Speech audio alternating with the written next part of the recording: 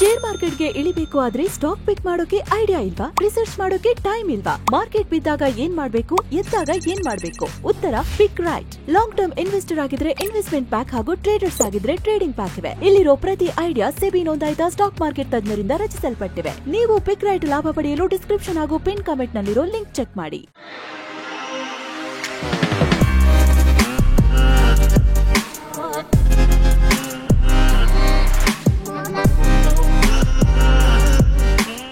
Hi friends, ದಿನದ ಎಲ್ಲ ಪ್ರಮುಖ ಸುದ್ದಿಯನ್ನು ನಿಮಗೆ ತಲುಪಿಸೋ mastmaga.com ಫುಲ್ ನ್ಯೂಸ್ಗೆ ಸ್ವಾಗತ. ನಾನು ಅಮರ್ ಪ್ರಸಾದ್. ಮೂಡಾ ಕೇಸಲ್ಲಿ ಸಿಎಂ ಸಿದ್ದರಾಮಯ್ಯಗೆ ಲೋಕಾಯುಕ್ತರು ಕ್ಲೀನ್ ಚಿಟ್ ಕೊಟ್ಟ ಬೆನ್ನಲ್ಲೇ ಇಡಿ ಸ್ಫೋಟಕ ಆರೋಪ ಮಾಡಿದೆ. ಮೂಡಾ ಅಕ್ರಮ ಹಣ ವರ್ಗಾವಣೆಯಲ್ಲಿ ಸಿಎಂ ಸಿದ್ದರಾಮಯ್ಯ ಪಾಲ್ಗೊಂಡಿದ್ದಾರೆ ಅಂತ ಇಡಿ ತಾತ್ಕಾಲಿಕ ಜಪ್ತಿ ಆದೇಶದಲ್ಲಿ ಉಲ್ಲೇಖಿಸಿದೆ. ಇತ್ತೀಚೆಗೆ ಮೂಡಾದ ಅಕ್ರಮ ಆರೋಪ ಇರೋ ಸೈಟ್ಗಳನ್ನೆಲ್ಲ ಇಡಿ ಜಪ್ತಿ ಮಾಡಿತ್ತು. ಇದರ ಬಗ್ಗೆ ವರದಿ ತಯಾರಿಸಿರೋ ಇಡಿ ಇದರಲ್ಲಿ ಸಿಎಂ ಮತ್ತು ಅವರ ಪತ್ನಿಯ ಹೆಸರನ್ನ ಉಲ್ಲೇಖ ಮಾಡಿದೆ. ಪಿಎಂಎಲ್ಎ ಅಡಿಯಲ್ಲಿ prevention of money laundering act ಅಡಿಯಲ್ಲಿ ಅಕ್ರಮ ಹಣ ವರ್ಗಾವಣೆ ತಡೆ ಕಾಯ್ದೆ ಅಡಿಯಲ್ಲಿ ತನಿಖೆ ಆರಂಭಿಸಿದ ನಂತರ ಪಾರ್ವತಿ 14 ಸೈಟ್ ವಾಪಸ್ ಕೊಟ್ಟಿದ್ದಾರೆ. ಈ ಸೈಟ್ಗಳಲ್ಲಿ ತುಂಬಾ ಅಕ್ರಮಗಳಾಗಿವೆ. ತಪ್ಪು ಮಾಹಿತಿ, ಪ್ರಭಾವ ಆಧರಿಸಿ ಕಾನೂನು ಬಾಹಿರವಾಗಿ ಡಿನೋಟಿಫಿಕೇಶನ್ ಎಲ್ಲ ಮಾಡಿದ್ದಾರೆ. ಹರಾಜಲ್ಲಿ 56 ಕೋಟಿ ಮೌಲ್ಯದಲ್ಲಿ ಮಾರಾಟ ಆಗಬೇಕಾಗಿದ್ದ ಕಮರ್ಷಿಯಲ್ ಸೈಟ್ಗಳನ್ನೇ ಸಿಎಂ ಪತ್ನಿಗೆ ಕೊಡಲಾಗಿತ್ತು. ಹಿಂದಿನ ಮೂಡಾ ಆಯುಕ್ತ ನಟೇಶ್ ಶಾಮೀಲಾಗಿ ಈ ಪ್ರಕ್ರಿಯೆ ನಡೆಸಿದ್ದಾರೆ. ಇದರಲ್ಲಿ ಸಿದ್ದರಾಮಯ್ಯ, ಅವರ ಪತ್ನಿ, ಒಂದಷ್ಟು ರಿಯಲ್ ಎಸ್ಟೇಟ್ ಉದ್ಯಮಿಗಳು ಎಲ್ಲರೂ ಇದರಲ್ಲಿ ಸೇರ್ಕೊಂಡಿದ್ದಾರೆ. ಪ್ರಭಾವ ಬೀರಿ ಈ ಸೈಟ್ ಹಂಚಿಕೆ ಮಾಡಿದ್ದಾರೆ ಅಂತ ಇಡಿ ತನ್ನ ಜಪ್ತಿ ಆದೇಶದಲ್ಲಿ ನೇರವಾಗಿ ಸಿಎಂ ಮತ್ತು ಅವರ ಪತ್ನಿ ಮೇಲೆ ಅತ್ಯಂತ ಸೀರಿಯಸ್ ಆರೋಪಗಳನ್ನು ಮಾಡಿದೆ. ಅಮೆರಿಕದ ಚಾಟ್ ಜಿಪಿಟಿ, ಚೀನಾದ ಡೀಪ್ ಸಿಕ್ಗಳ ಆರ್ಭಟದ ನಡುವೆ ಭಾರತ ನೀನೆಲ್ಲಿ ಎಐನಲ್ಲಿ ಅಂತ ನಾವೆಲ್ಲ ಕೇಳ್ತಿರೋ ಹೊತ್ತಲ್ಲಿ ಅದರಲ್ಲೂ ಚೀನಾ ಎಐ ಲೋಕದಲ್ಲಿ ತಲ್ಲಣ ಸೃಷ್ಟಿ ಮಾಡ್ತಿರ್ಬೇಕಾದ್ರೆ, ಬ್ಯಾಕ್ ಟು ಬ್ಯಾಕ್ ಹೊಸ ಎಐ ಮಾಡೆಲ್ಗಳನ್ನು ರಿಲೀಸ್ ಮಾಡ್ತಿರ್ಬೇಕಾದ್ರೆ ಕಡೆಗೂ ಭಾರತ ದೊಡ್ಡ ಘೋಷಣೆ ಮಾಡಿದೆ. ಭಾರತ ಶೀಘ್ರದಲ್ಲಿ ತನ್ನ ಸ್ವಂತ ಎಐ ಮಾಡೆಲ್ ಅನ್ನ ಡೆವಲಪ್ ಮಾಡುತ್ತೆ ಅಂತ ಕೇಂದ್ರ ಸಚಿವ ಅಶ್ವಿನಿ ವೈಷ್ಣವ್ ಹೇಳಿದ್ದಾರೆ. ಚಾಟ್ ಜಿಪಿಟಿ ಮತ್ತು ಡೀಪ್ ಸೀಕ್ ತರವೇ ನಮ್ಮಲ್ಲೂ ಹೊಸ ಎಐ ಬರುತ್ತೆ, ಮುಂದಿನ 10 ತಿಂಗಳಲ್ಲಿ ರೆಡಿ ಆಗುತ್ತೆ ಅಂತ ಅನೌನ್ಸ್ ಮಾಡಿದ್ದಾರೆ. ಕಳೆದ 1.5 ವರ್ಷಗಳಿಂದ ನಮ್ಮ ಟೀಮ್, ಸರ್ಕಾರದ ಟೀಮ್, ಸ್ಟಾರ್ಟ್ಅಪ್ಗಳು ಮತ್ತು ರಿಸರ್ಚರ್ಗಳು ಮತ್ತು ಪ್ರೊಫೆಸರ್ಗಳೊಂದಿಗೆ ಬಹಳ ಹತ್ತಿರದಿಂದ ಕೆಲಸ ಮಾಡ್ತಿದ್ದೀವಿ. ಈ ಹೊಸ ಎಐ ಮಾಡೆಲ್ನ ಗ್ರೌಂಡ್ ವರ್ಕ್ ಈಗ ಆಲ್ರೆಡಿ ಪೂರ್ಣಗೊಂಡಿದೆ. ಫ್ರೇಮ್ ವರ್ಕ್ ರೆಡಿ ಆಗಿದೆ. ಇದನ್ನ ಡೆವಲಪ್ ಮಾಡೋಕೆ ರಿಸರ್ಚ್, ಸ್ಟಾರ್ಟ್ಅಪ್ ಸಂಸ್ಥೆಗಳು ಮುಂದೆ ಬರಬೇಕು. ನಾವು ಆಹ್ವಾನಿಸ್ತಿದ್ದೀವಿ. ಭಾರತೀಯ ಯೂಸರ್ಸ್ಗೆ ಸರಿ ಹೊಂದೋ ಹಾಗೆ ಸಿಸ್ಟಮ್ ತಯಾರಿಸೋದು ನಮ್ಮ ಸರ್ಕಾರದ ಮುಖ್ಯ ಉದ್ದೇಶ ಅಂತ ಹೇಳಿದ್ದಾರೆ. ಅಲ್ಲದೆ ಆಲ್ರೆಡಿ ನಮ್ಮ ಮೊದಲ ಟಾರ್ಗೆಟ್ ಸಫಲವಾಗಿದೆ. 10,000 ಜಿಪಿಯು ಚಿಪ್ಗಳನ್ನು ಪಡೆದಿದ್ದೇವೆ. ಇವುಗಳಲ್ಲಿ ಹೆಚ್ಚಾಗಿ ಹೈ ಪರ್ಫಾರ್ಮೆನ್ಸ್ ಎನ್ವಿಡಿಯಾ H100 ಮತ್ತು H200 ಚಿಪ್ಗಳಿವೆ. ಜೊತೆಗೆ MI 325ಗಳು ಕೂಡ ಇವೆ. ಈಗ ಒಟ್ಟು 18,600 ಜಿಪಿಯು ಚಿಪ್ ಪಡೆಯೋಕೆ ಮುಂದಾಗಿದ್ದೇವೆ. ಡೀಪ್ ಸಿಕ್ 2,500 ಚಿಪ್ಗಳಿಂದ ಟ್ರೈನಿಂಗ್ ಪಡೆಯಿತು. ಚಾಟ್ ಜಿಪಿಟಿಗೆ 25,000 ಚಿಪ್ಗಳು ಬೇಕಾದವು. ಈಗ ಭಾರತದ ಬಳಿ 15,000ಕ್ಕೂ ಅಧಿಕ ಹೈ ಎಂಡ್ ಜಿಪಿಯುಗಳಿವೆ. ಸದ್ಯ ಅಭಿವೃದ್ಧಿ ಹಂತದಲ್ಲಿರೋ ಭಾರತದ ಎಐ ಮಾಡೆಲ್ ಮೇಲೆ 6 ಪ್ರಮುಖ ಡೆವಲಪರ್ಸ್ ಕೆಲಸ ಮಾಡ್ತಿದ್ದಾರೆ ಅಂತ ಹೇಳಿದ್ದಾರೆ. ಇದೇ ವೇಳೆ ಅಶ್ವಿನಿ ವೈಷ್ಣವ್ ಚೀನಾದ ಡೀಪ್ ಸೀಕ್ನ ಗುಣಗಾನ ಮಾಡಿದ್ದಾರೆ. ಎಸ್, ಭಾರತದ ಸಚಿವ ಅಶ್ವಿನಿ ವೈಷ್ಣವ್, ಮೋದಿ ಸರ್ಕಾರದ ಮಂತ್ರಿ ಅಶ್ವಿನಿ ವೈಷ್ಣವ್ ಚೈನಾದ ಡೀಪ್ ಸೀಕ್ ಮೇಲೆ ಗುಣಗಾನ ಮಾಡಿದ್ದಾರೆ, ಹೊಗಳಿದ್ದಾರೆ. ಎಐ ಕ್ಷೇತ್ರಕ್ಕೆ ಭಾರತ ಅದೆಷ್ಟು ಹೂಡಿಕೆ ಮಾಡಿದೆ ಅಂತ ಕೆಲವರು ಪ್ರಶ್ನೆ ಮಾಡ್ತಾರೆ. ಚೀನಾದ ಡೀಪ್ ಸಿಕ್ ಏನ್ ಮಾಡಿದೆ ಅಂತ ಗೊತ್ತಾ? ಜಸ್ಟ್ 45 ಕೋಟಿ ರೂಪಾಯಿ ಖರ್ಚು ಮಾಡಿ ಅತ್ಯಂತ ಶಕ್ತಿಶಾಲಿ ಎಐ ಮಾಡೆಲ್ ತಯಾರಿಸಿದೆ. ಇಲ್ಲಿ ಚೀನಿಯರು ತಮ್ಮ ಮೆದುಳು ಜಾಸ್ತಿ ಖರ್ಚು ಮಾಡಿದ್ದಾರೆ ಅಂತ ಚೀನಿಯರನ್ನ ಗುಣಗಾನ ಮಾಡಿದ್ದಾರೆ. ಇದೆಲ್ಲದರ ನಡುವೆ ಇನ್ನೊಂದು ಇಂಟ್ರೆಸ್ಟಿಂಗ್ ಮಾಹಿತಿ ಬರ್ತಾ ಇದೆ. ಓಪನ್ ಎಐನ ಮುಖ್ಯಸ್ಥ ಸ್ಯಾಮ್ ಆಲ್ಟ್ಮನ್ ಮುಂದಿನ ವಾರ ಭಾರತಕ್ಕೆ ಭೇಟಿ ಕೊಡೋಕೆ ಪ್ಲಾನ್ ಹಾಕೊಂಡಿದ್ದಾರೆ ಅಂತ ವರದಿಯಾಗಿದೆ.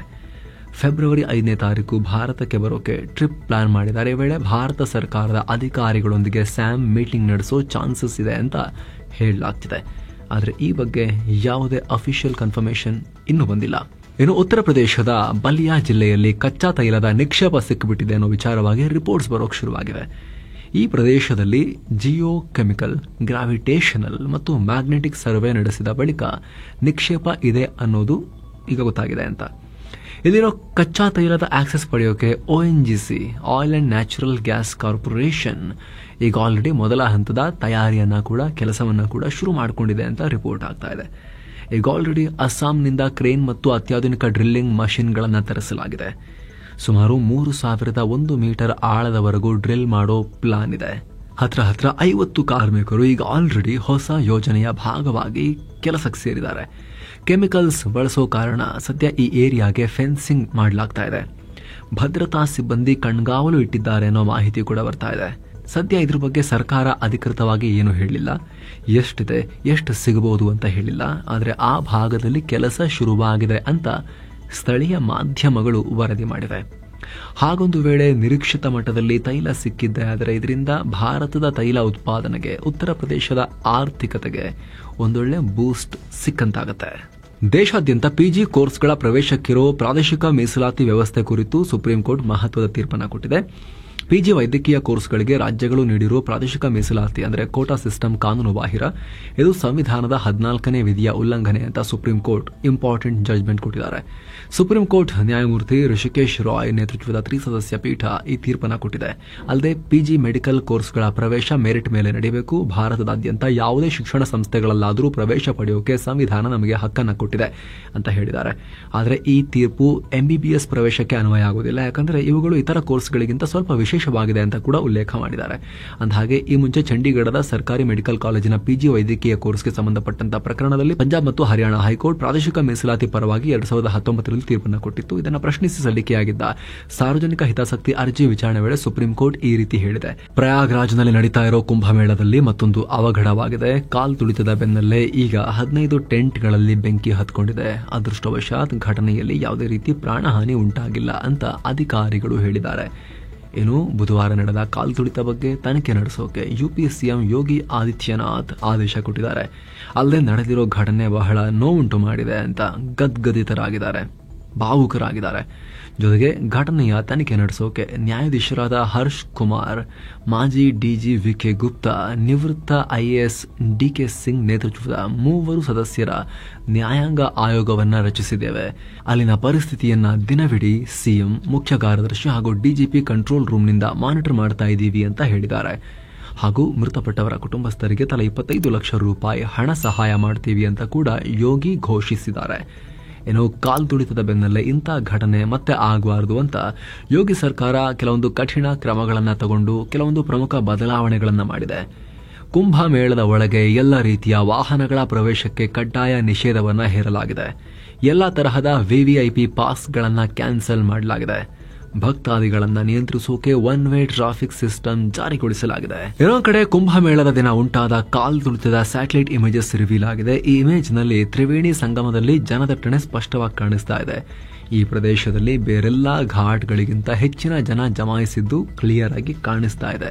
ಇನ್ನೊಂದು ಕಡೆ ಕಾಲ್ ತುಳಿತ ಆದ ಬೆನ್ನಲ್ಲೇ ಕುಂಭಮೇಳದಲ್ಲಿ ಭಕ್ತಾದಿಗಳ ಸೇಫ್ಟಿಗಾಗಿ ನಿರ್ದಿಷ್ಟ ಗೈಡ್ಲೈನ್ಸ್ ಮತ್ತು ನಿಯಮಗಳನ್ನು ಜಾರಿ ಮಾಡಿ ಅಂತ ಸುಪ್ರೀಂ ಕೋರ್ಟ್ಗೂ ಅರ್ಜಿ ಸಲ್ಲಿಕೆಯಾಗಿದೆ. ಇದನ್ನ ವಕೀಲರಾಗಿರೋ ವಿಶಾಲ್ ತಿವಾರಿ ಅವರು ಸಲ್ಲಿಸಿದ್ದಾರೆ. ಕರ್ನಾಟಕದಲ್ಲಿ ದಿನೇ ದಿನೇ ಮಿತಿ ಮೀರ್ತಿರೋ ಮೈಕ್ರೋ ಫೈನಾನ್ಸ್ ಹಾವಳಿಗೆ ರಾಜ್ಯ ಸರ್ಕಾರ ಮೂಗುದಾರ ಹಾಕೋಕೆ ಗ್ರೀನ್ ಸಿಗ್ನಲ್ ಕೊಟ್ಟಿದೆ. ಈ ಸಂಬಂಧ ಸುಗ್ರೀವಾಜ್ಞೆ ಹೊರಡಿಸೋಕೆ ಸಚಿವ ಸಂಪುಟ ಅನುಮೋದನೆ ಕೊಟ್ಟಿದೆ. ಈ ಕುರಿತು ಮಾತನಾಡಿರೋ ಸಚಿವ ಎಚ್.ಕೆ. ಪಾಟೀಲ್, ಸುಗ್ರೀವಾಜ್ಞೆ ತರೋಕೆ ಸಿಎಂಗೆ ಸಚಿವ ಸಂಪುಟ ಅಧಿಕಾರ ಕೊಟ್ಟಿದೆ. ಸಿಎಂ ಜೊತೆಗಿನ ಸಭೆ ಬಳಿಕ ಕಾನೂನಾತ್ಮಕವಾಗಿ ತೀರ್ಮಾನ ಆಗತ್ತೆ. ನಮ್ಮಲ್ಲಿರೋ ಕಾನೂನುಗಳು ಕೆಲವು ಪ್ಲಸ್ ಕೆಲವು ಮೈನಸ್ ಆಗಲಿವೆ ಅಂತ ಹೇಳಿದ್ದಾರೆ. ಜನವರಿ 31ನೇ ತಾರೀಕು ಸುಗ್ರೀವಾಜ್ಞೆ ಜಾರಿ ಮಾಡೋ ಸಾಧ್ಯತೆ ಇದೆ ಅನ್ನೋ ಮಾಹಿತಿ ಸಿಗ್ತಾ ಇದೆ. 2019ರಲ್ಲಿ ಜೋಡಿ ಕೊಲೆ ಮಾಡಿದ ಕೇಸ್ಗೆ ಸಂಬಂಧಪಟ್ಟಂತೆ 4 ಅಪರಾಧಿಗಳಿಗೆ ಗದಗ ಜಿಲ್ಲಾ ನ್ಯಾಯಾಲಯ ಮರಣದಂಡನೆ ಶಿಕ್ಷೆ ವಿಧಿಸಿ ಆದೇಶ ಹೊರಡಿಸಿದೆ. ಗದಗ ಜಿಲ್ಲೆ ಗಜೇಂದ್ರಗಡ ತಾಲೂಕಿನ ಲಕ್ಕಲಕಟ್ಟಿ ಗ್ರಾಮದ ಗಂಗಮ್ಮ ಅನ್ನೋರು 2019ರಲ್ಲಿ ರಮೇಶ್ ಅನ್ನೋ ಯುವಕನನ್ನ ಪ್ರೀತಿಸಿ ಮದುವೆಯಾಗಿದ್ರು. ಇಲ್ಲಿ ಜಾತಿ ಬೇರೆ ಬೇರೆ ಅಂತ ಹೇಳಿ ಇವರಿಗೆ ಬಹಳ ಸಮಸ್ಯೆ ಆಗಿತ್ತು. ಈ ಕಾರಣಕ್ಕೆ ಗಂಗಮ್ಮ ಸಂಬಂಧಿಕರು ಚಾಕುವಿನಿಂದ ದಾಳಿ ಮಾಡಿ ಜೋಡಿ ಹತ್ಯೆ ಮಾಡಿದ್ರು. ಈ ಕುರಿತು ಗಜೇಂದ್ರಗಡ ಪೊಲೀಸ್ ಸ್ಟೇಷನ್ನಲ್ಲಿ ಕೇಸ್ ದಾಖಲಾಗಿತ್ತು. ತನಿಖೆ ಕೈಗೊಂಡ ಪೊಲೀಸರು ಶಿವಪ್ಪ ರಾಠೋಡ, ರವಿಕುಮಾರ್ ರಾಠೋಡ, ರಮೇಶ್ ರಾಠೋಡ ಹಾಗೂ ಪರಶುರಾಮ್ ರಾಠೋಡ ಇವರನ್ನೆಲ್ಲ ಬಂಧಿಸಿ ಐಪಿಸಿ ಸೆಕ್ಷನ್ 427, 449, 302, 506 ಸೇರಿದಂತೆ ವಿವಿಧ ಸೆಕ್ಷನ್ಗಳ ಅಡಿ ಕೇಸ್ ದಾಖಲಿಸಿ ಕೋರ್ಟ್ಗೆ ಆರೋಪ ಪಟ್ಟಿ ಸಲ್ಲಿಸಿದ್ರು. ಇದೀಗ ಗದಗ ಜಿಲ್ಲಾ ನ್ಯಾಯಾಲಯ ವಿಚಾರಣೆ ವೇಳೆ 4 ಮೇಲಿನ ಆರೋಪ ಸಾಬೀತಾದ ಹಿನ್ನೆಲೆಯಲ್ಲಿ ಮರಣದಂಡನೆ ವಿಧಿಸಿ ಆದೇಶ ಹೊರಡಿಸಿದೆ. ಏನೋ ಬೆಂಗಳೂರು ಅರಮನೆ ಆಸ್ತಿ ವಿಚಾರದಲ್ಲಿ ರಾಜ್ಯ ಸರ್ಕಾರದ ಸುಗ್ರೀವಾಜ್ಞೆಗೆ ರಾಜ್ಯಪಾಲರು ಕೂಡ ಕೋಆಪರೇಟ್ ಮಾಡಿದ್ದಾರೆ. ರಾಜ್ಯಪಾಲ ತಾವರ್ ಚಂದ್ ಗೆಹ್ಲೋಟ್ ಸೈನ್ ಹಾಕಿದ್ದಾರೆ. ಈ ಮೂಲಕ 472 ಎಕರೆ ಮತ್ತು 16 ಗುಂಟೆ ಬೆಂಗಳೂರು ಅರಮನೆ ಮೈದಾನದ ಭೂಮಿ ಬಳಕೆ ಮತ್ತು ನಿಯಂತ್ರಿಸುವ ಅಧಿಕಾರವನ್ನು ರಾಜ್ಯ ಸರ್ಕಾರ ತನ್ನದಾಗಿಸಿಕೊಂಡಿದೆ. ಆದರೆ ಇದರ ವಿರುದ್ಧ ಪ್ರಮೋದಾದೇವಿ ಒಡೆಯರ್ ಇಲ್ಲ ನಮಗೆ ಸೇರಬೇಕು, ನಮ್ಮ ಫ್ಯಾಮಿಲಿದ ಆಸ್ತಿ ಇದು ಅನ್ನೋ ರೀತಿಯಲ್ಲಿ ಕಾನೂನು ಹೋರಾಟ ಮಾಡ್ತೀವಿ ಅಂತ ಹೇಳ್ತಿರೋದ್ರಿಂದ ಇದು ಎಲ್ಲಿ ಹೋಗಿ ಮುಟ್ಟುತ್ತೆ ಅನ್ನೋ ಕುತೂಹಲ ಹೆಚ್ಚಾಗ್ತಿದೆ. ಏನೋ ಕರ್ನಾಟಕದಲ್ಲಿ ಅಪ್ರಾಪ್ತರ ಗರ್ಭಕ್ರಾಂತಿ ನಡೀತಿರೋದು ತೀವ್ರ ಆತಂಕಕ್ಕೆ ಕಾರಣ ಆಗಿದೆ. ಕಳೆದ 3 ವರ್ಷದಲ್ಲಿ ಸುಮಾರು 33,600 ಅಪ್ರಾಪ್ತರು ಗರ್ಭಿಣಿಯರೇ ಆಗಿಬಿಟ್ಟಿದ್ದಾರೆ ಅನ್ನೋ ಶಾಕಿಂಗ್ ವಿಚಾರ ಬಯಲಾಗಿದೆ. ಇದು ಸರ್ಕಾರ ಕೊಟ್ಟಿರೋ ಅಂಕಿಅಂಶ. ಈ ಲಿಸ್ಟ್ನಲ್ಲಿ 4,324 ಪ್ರಕರಣಗಳೊಂದಿಗೆ ಬೆಂಗಳೂರು ಮೊದಲ ಸ್ಥಾನದಲ್ಲಿದೆ. ವಿಜಯನಗರದಲ್ಲಿ 2,468 ಕೇಸ್, ಬಳ್ಳಾರಿಯಲ್ಲಿ 2,283 ಕೇಸ್, ಮೈಸೂರಲ್ಲಿ 1,930 ಪ್ರಕರಣ ದಾಖಲಾಗಿವೆ. ಮಕ್ಕಳು ಇಂಟರ್ನೆಟ್ನಿಂದ ಪ್ರಭಾವಿತರಾಗ್ತಿದ್ದಾರೆ. ಇದು ಇಂಥ ಅನಾಹುತಕ್ಕೆ ಹೆಚ್ಚು ಕಾರಣ ಆಗ್ತಾ ಇದೆ ಅಂತ Karnataka state commission for protection of child ರೈಟ್ಸ್ನ ಅಧ್ಯಕ್ಷ ನಾಗಣ್ಣಗೌಡ ಆತಂಕ ಹೊರಹಾಕಿದ್ದಾರೆ. ಇಲ್ಲಿ ಮಕ್ಕಳಿಂದ ಹಿಡಿದು ದೊಡ್ಡವರವರೆಗೆ ಪ್ರತಿಯೊಬ್ಬರಿಗೂ ಸುರಕ್ಷಿತ ಲೈಂಗಿಕತೆ ಬಗ್ಗೆ, ಗರ್ಭ ನಿರೋಧಕಗಳ ಬಳಕೆ ಬಗ್ಗೆ ನಾಲೆಜ್ ಕೊಡೋದು ಅನಿವಾರ್ಯ. ಇನ್ನು ಉತ್ತರ ಪ್ರದೇಶದಲ್ಲಿ ಮಹತ್ವದ ಬೆಳವಣಿಗೆಯಲ್ಲಿ ಅತ್ಯಾಚಾರ ಆರೋಪದಲ್ಲಿ ಯುಪಿಯ ಸಿದಾಪುರ ಕ್ಷೇತ್ರದ Congress MP, member of parliament, ಸಂಸದ ರಾಕೇಶ್ ರಾಠೋಡ್ರನ್ನ ಬಂಧಿಸಲಾಗಿದೆ. ಪ್ರೆಸ್ ಕಾನ್ಫರೆನ್ಸ್ ನಡೆಸ್ತಾ ಇದ್ದಾಗಲೇ ಪೊಲೀಸರು ಬಂದು ಹಿಡ್ಕೊಂಡು ಹೋಗಿದ್ದಾರೆ ಇವ್ರನ್ನ. ದೇಶದ 6 ಮಹಾನಗರಗಳಲ್ಲಿ ಮನುಷ್ಯರನ್ನ ಒಳಚರಂಡಿ ಗಟಾರ್ಗೆ ಇಳಿಸಿ ಕ್ಲೀನ್ ಮಾಡಿಸೋದನ್ನ ಕಂಪ್ಲೀಟ್ ಬ್ಯಾನ್ ಮಾಡಿ ಅಂತ ಸುಪ್ರೀಂ ಕೋರ್ಟ್ ಆದೇಶ ಕೊಟ್ಟಿದೆ. ಇದರಲ್ಲಿ ಬೆಂಗಳೂರು, ಮುಂಬೈ, ದಿಲ್ಲಿ, ಚೆನ್ನೈ, ಕೋಲ್ಕತ್ತಾ ಮತ್ತು ಹೈದರಾಬಾದ್ ಕೂಡ ಸೇರಿವೆ. ಈ ಕುರಿತು ತಗೊಂಡ ಕ್ರಮಗಳ ಕುರಿತು ನಗರಗಳ ಮುಖ್ಯ ಕಾರ್ಯನಿರ್ವಾಹಕ ಅಧಿಕಾರಿಗೆ ಫೆಬ್ರವರಿ 13ರ ಒಳಗೆ ಡೀಟೇಲ್ಡ್ ಅಫಿಡವಿಟ್ ಕೊಡಬೇಕು ಅಂತ ಹೇಳಿ ಜಸ್ಟಿಸ್ ಸುಧಾಂಶು ಧುಲಿಯಾ ನೇತೃತ್ವದ ನ್ಯಾಯಪೀಠ ನಿರ್ದೇಶನ ಕೊಟ್ಟಿದೆ. ಇತ್ತೀಚೆಗೆ ದಿಲ್ಲಿ ಮಾಜಿ ಸಿಎಂ ಅರವಿಂದ್ ಕೇಜ್ರಿವಾಲ್ ಹರಿಯಾಣ ಸರ್ಕಾರ, ಅದರಲ್ಲಿ ಬಿಜೆಪಿ ಸರ್ಕಾರ ಇರೋದಲ್ಲ, ಅವರು ದಿಲ್ಲಿಯಲ್ಲೂ ಕೂಡ ಹರಿಯುವ ಯಮುನಾ ನದಿ ನೀರಿಗೆ ವಿಷ ಹಾಕ್ತಾ ಇದ್ದಾರೆ, ಕಲುಷಿತ ಮಾಡ್ತಿದ್ದಾರೆ ಅಂತ ಆರೋಪ ಮಾಡಿದ್ರು. ಇದಕ್ಕೀಗ ಚುನಾವಣಾ ಆಯೋಗ ರಿಯಾಕ್ಟ್ ಮಾಡಿ ಕೇಜ್ರಿವಾಲ್ರನ್ನ ತರಾಟೆಗೆ ತಗೊಂಡಿದೆ. ನೀರು ಹರಿಯಾಣ ಸರ್ಕಾರ ಕಲುಷಿತ ಮಾಡ್ತಿರೋದಕ್ಕೆ ಸ್ಪಷ್ಟ ಸಾಕ್ಷಿ ಕೊಡಿ, ಶುಕ್ರವಾರ ಬೆಳಗ್ಗೆ 11 ಗಂಟೆ ಒಳಗಡೆ ವಿಷ ಹಾಕ್ತಿರೋದಕ್ಕೆ ಎವಿಡೆನ್ಸ್ ಕೊಡಿ, ಕೊಡದೆ ಹೋದ್ರೆ ಚುನಾವಣಾ ಆಯೋಗ ಈ ವಿಚಾರದಲ್ಲಿ ಸೂಕ್ತ ಕ್ರಮ ಕೈಗೊಳ್ಳುತ್ತೆ ಅಂತ ವಾರ್ನ್ ಮಾಡಿದೆ. ಇನ್ನು ಅಕ್ರಮ ಆಸ್ತಿ ಗಳಿಕೆ ಪ್ರಕರಣ ಸಂಬಂಧ ತಮಿಳುನಾಡು ಮಾಜಿ ಸಿಎಂ ದಿವಂಗತ ಜಯಲಲಿತಾರ ಬೆಲೆ ಬಾಳುವ ಆಸ್ತಿ ತಮಿಳುನಾಡು ಸರ್ಕಾರಕ್ಕೆ ಹಸ್ತಾಂತರ ಮಾಡೋಕೆ ಈಗ ಆದೇಶ ಬಂದಿದೆ. 2004ರಲ್ಲಿ ಸೀಸ್ ಮಾಡಿದ್ದ ಈ ಆಸ್ತಿಯನ್ನು ಫೆಬ್ರವರಿ 14 ಮತ್ತು 15ನೇ ತಾರೀಕು ತಮಿಳುನಾಡು ಸರ್ಕಾರಕ್ಕೆ ಹ್ಯಾಂಡ್ ಓವರ್ ಮಾಡಿ ಅಂತ ಬೆಂಗಳೂರಿನ ಸಿಬಿಐ ಕೋರ್ಟ್ ಆದೇಶ ಹೊರಡಿಸಿದೆ. ಆಸ್ತಿಯ ಮೌಲ್ಯ 100 ಕೋಟಿ ಅಂತ ಹೇಳಲಾಗ್ತಿದೆ.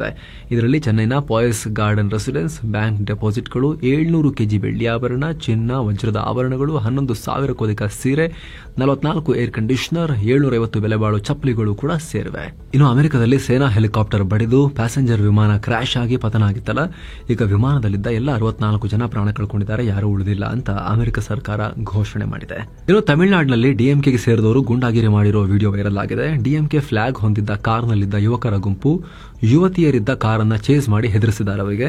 ಈ ಕುರಿತು ವಿಡಿಯೋ ವೈರಲ್ ಆಗಿದೆ. ಇದರಲ್ಲಿ ಯುವತಿಯರ ಕಾರ್ಗೆ ಡಿಕ್ಕಿ ಹೊಡೆಯೋಕೆ ಮುಂದಾಗ್ತಿರೋ ತರ ಮಾಡಿ ಹೆದರಿಸಿರುವುದು ರೆಕಾರ್ಡ್ ಆಗಿದೆ. ಘಟನೆ ಜನವರಿ 25ನೇ ತಾರೀಕು ಚೆನ್ನೈನ ಈಸ್ಟ್ ಕೋಸ್ಟ್ ರೋಡ್ನಲ್ಲಿ ಆಗಿದೆ. ತನಿಖೆ ನಡೆಸ್ತೀವಿ ಅಂತ ಡಿಎಂಕೆದ ಸರ್ಕಾರ ಇದೆಯಲ್ಲ ಅವರು ಹೇಳಿದ್ದಾರೆ. ಏನೋ ಭಾರತದ ಷೇರುಪೇಟೆ ಈ ಸೆಷನ್ನಲ್ಲೂ ಕೂಡ ಹಸಿರು ಪಟ್ಟಿಯಲ್ಲಿ ಅಂತ್ಯ ಆಗಿದೆ. ದಿನದ ವಹಿವಾಟಿನ ಅಂತ್ಯಕ್ಕೆ ಸೆನ್ಸೆಕ್ಸ್ 226 ಪಾಯಿಂಟ್ಸ್ ರೈಸ್ ಆಗಿ 76,759ಕ್ಕೆ, ನಿಫ್ಟಿ 86 ಪಾಯಿಂಟ್ಸ್ ರೈಸ್ ಆಗಿ 23,249ಕ್ಕೆ ರೀಚ್ ಆಗಿದೆ. ಹೆವಿವೇಟ್ ಸ್ಟಾಕ್ಗಳು ಚೆನ್ನಾಗಿ ಪರ್ಫಾರ್ಮ್ ಮಾಡಿದ್ರಿಂದ ಮಾರುಕಟ್ಟೆಯಲ್ಲಿ ಚೇತರಿಕೆ ಕಂಡುಬಂದಿದೆ. ಹೂಡಿಕೆದಾರರು ಕೇಂದ್ರ ಬಜೆಟ್ ಮೇಲೆ ಫೋಕಸ್ ಮಾಡ್ತಿರೋದ್ರಿಂದ ಮಾರುಕಟ್ಟೆಗೆ ಬೂಸ್ಟ್ ಸಿಕ್ಕಿದೆ. Bharat electronics, power grid corporation, Hero MotoCorp, Bharti Airtel, Cipla ಷೇರುಗಳು ಚೆನ್ನಾಗಿ ಪರ್ಫಾರ್ಮ್ ಮಾಡಿವೆ. ರಿಯಲ್ ಎಸ್ಟೇಟ್ ಮತ್ತು ಫಾರ್ಮಾ ಸೆಕ್ಟರ್ಗಳು ಕಮ್ ಬ್ಯಾಕ್ ಮಾಡಿವೆ. ಇತ್ತ Tata motors, Adani enterprises, Shriram finance, Bajaj Finserv ಷೇರುಗಳು ಕುಸಿತ ಕಂಡಿವೆ. ಐಟಿ ಸ್ಟಾಕ್ಗಳಲ್ಲಿ ಸ್ವಲ್ಪ ಪ್ರಾಫಿಟ್ ಬುಕಿಂಗ್ ನಡೆದಿದೆ. ಡಾಲರ್ ಮುಂದೆ ರೂಪಾಯಿ ಮೌಲ್ಯ 9 ಪೈಸೆ ಇಳಿಕೆಯಾಗಿ 86 ರೂಪಾಯಿ 64 ಪೈಸೆಯಾಗಿದೆ. ಇನ್ನು ಚಿನ್ನ ಮತ್ತು ಬೆಳ್ಳಿ ಬೆಲೆ ವಿಚಾರಕ್ಕೆ ಬಂದರೆ 24 ಕ್ಯಾರೆಟ್ನ 10 ಗ್ರಾಂ ಚಿನ್ನದ ಬೆಲೆಯಲ್ಲಿ 328 ರೂಪಾಯಿ ಹೆಚ್ಚಾಗಿ 81,303 ರೂಪಾಯಿ ಆಗಿದೆ. 22 ಕ್ಯಾರೆಟ್ನ 10 ಗ್ರಾಂ ಚಿನ್ನದ ಬೆಲೆಯಲ್ಲಿ 297 ರೂಪಾಯಿ ಹೆಚ್ಚಾಗಿ 74,470 ರೂಪಾಯಿ ಆಗಿದೆ. 1 ಕೆಜಿ ಬೆಳ್ಳಿ ಬೆಲೆಯಲ್ಲಿ 1,504 ರೂಪಾಯಿ ಹೆಚ್ಚಾಗಿ 92,184 ರೂಪಾಯಿ ಆಗಿದೆ. ಸೊ ಫ್ರೆಂಡ್ಸ್, ಇದಾಗಿತ್ತು ಇವತ್ತಿನ ಫುಲ್ ನ್ಯೂಸ್. ನಾವು ಕುಯ್ದಿಲ್ಲ, ಎಳೆದಿಲ್ಲ, ಕಿರ್ಚಾಡಿಲ್ಲ, ಬರೀ ಸುದ್ದಿ ರೀತಿಯಲ್ಲಿ ನಿಮಗೆ ತಲುಪಿಸುವ ಪ್ರಯತ್ನವನ್ನು ಮಾಡಿದ್ದೀವಿ. ನಮ್ಮ ಈ ಪ್ರಯತ್ನ ನಿಮಗೆ ಇಷ್ಟ ಆಗ್ತಾ ಇದ್ರೆ ದಯವಿಟ್ಟು mastmaga.com ಚಾನಲ್ಗೆ ಸಬ್ಸ್ಕ್ರೈಬ್ ಮಾಡಿ, ಪಕ್ಕದ ಬೆಲ್ ಐಕಾನ್ ಮೇಲೆ ಕ್ಲಿಕ್ ಮಾಡೋದನ್ನು ಯಾವುದೇ ಕಾರಣಕ್ಕೂ ಮರಿಬೇಡಿ. Thank you so much. ಮತ್ತೆ ಭೇಟಿ ಆಗ್ತಿರೋಣ. ನಮಸ್ತೆ.